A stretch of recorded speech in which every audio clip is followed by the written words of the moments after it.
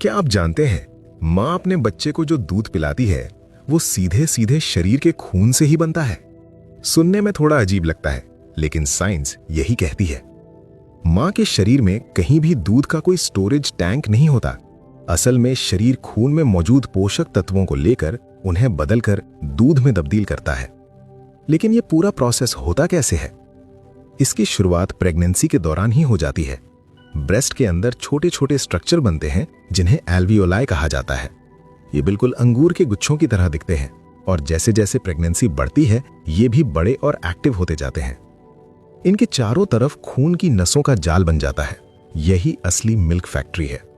जब माँ खाना खाती है तो शरीर उस खाने को तोड़कर प्रोटीन, फैट, शुगर और विटामिन में बदल देता है और ये सब खून में मिल जाता है।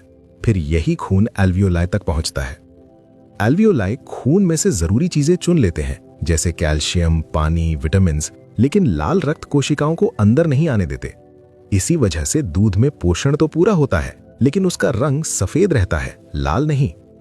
अब सवाल है, ये फैक्ट्री चालू कब होती है?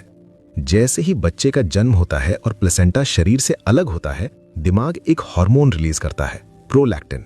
ये हार्मोन एल्वियोलाई को सिग्नल देता है, अब दूध बनाना शुरू करो। लेकिन दूध सिर्फ बनना ही काफी नहीं है, उसे बाहर भी आना चाहिए। इसके लिए आता है दूसरा हार्मोन, ऑक्सीटोसिन। इसे लव हार्मोन भी कहा जाता है। जैसे ही माँ अपने बच्चे को देखती है, छूती है या उसकी आवाज सुनती है, ये हार्मोन एक्टिव होकर दूध को बाहर की तरफ पुश करता है।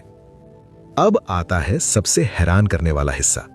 माँ का दूध कोई साधारण फूड नहीं है, ये एक स्मार्ट न्यूट्रिशन सिस्टम है।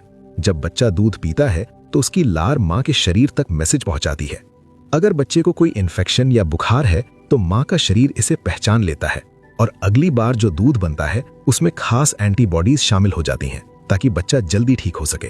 दुनिया में ऐसा कोई दूसरा खाना नहीं है जो खाने वाले की जरूरत के हिसाब से खुद को बदल ले। इसी वजह से माँ के दूध को लिक्विड गोल्ड कहा जाता है, एक ऐसी चीज जिसे आज तक कोई लैब पूरी तरह बना नहीं पाई। और सच कहें तो ये सिर्फ पोषण नहीं, माँ का प्यार, सुरक्षा और त्याग सब कुछ एक साथ है।